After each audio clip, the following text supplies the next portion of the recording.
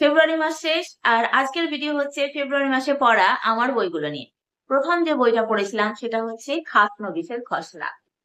এই বইটায় 4টে গল্প এবং 2টো উপন্যাস পাবো। উপন্যাস দুটো আমার বেশি ভালো লেগেছে। বইটির রিভিউ দেখতে চাইলে শর্ট সেকশনটা একবার চেক করবেন। পরের বইটা হচ্ছে একটা graphic novel contract with god. এই বইটারও রিভিউ দেওয়া আছে, আপনারা চেক করে নেবেন। পরের যে বইটা সেটা হচ্ছে মোহন্ত এলোকেশী সংবাদ। এই বইয়ের রিভিউ দেওয়া আছে এবং বইটা আমি লাইব্রেরি থেকে নিয়ে পড়েছিলাম, ফলে আমি জমা করে দিয়েছি, তাই আমি আপনাদের দেখাতে পারছি না। আপনারা রিভিউ দেখতে চাইলে শর্ট সেকশন অবশ্যই চেক করবেন।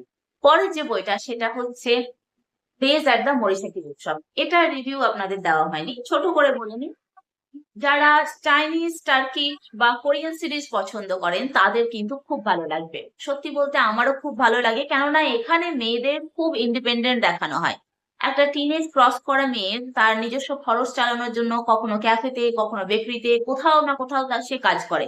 সে যতই ওয়েলদি ফ্যামিলি থেকে বিলং করুক না কেন। তো সেরকমই এক মেয়ের গল্প, যে একটা জায়গায় কাজ করে বা চাকরি করে এবং সেখানকারই এক সিনিয়রের সঙ্গে তার প্রেমের সম্পর্ক রয়েছে। কিন্তু সেই সিনিয়র এক সময় জানায় সে অন্য একজনকে বিয়ে করছে এবং স্বাভাবিকভাবেই তার মন ভেঙে যায় এবং সে চাকরি ছেড়ে দেয়।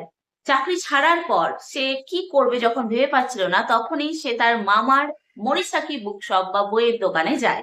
সেখানে নেয় তার জীবনের সেরা ব্রেক, যেখানে সে নতুন নতুন জিনিস শেখে নতুন নতুন মানুষের কাছ থেকে, এবং নতুন নতুন তার অভিজ্ঞতা হয়। খুব সুন্দর সুন্দর ঘটনা ঘটে তার সঙ্গে, যেখান থেকে সে নানা রকম শিক্ষা পায়। খুব ধীমে তালে চলে একটা গল্প, যেটায় এমন কিছু থ্রিলিং ঘটছে না, কিন্তু খুব সুন্দর কিছু ঘটছে যা আপনাকে টেনে রাখবে পুরো গল্পটা পড়ার জন্য। তো যারা একটু চঞ্চল মনে রয়েছেন বা যাদের মানসিক চঞ্চলতা চলছে বা একটু ডিপ্রেসড বা মনে হচ্ছে কিছু একটু হালকা ধরনের বই পড়বেন, তাদের জন্য এই বইটা কিন্তু দারুণ। পরের যে বইটা আমি পড়েছি সেটা এক কথায় অসাধারণ।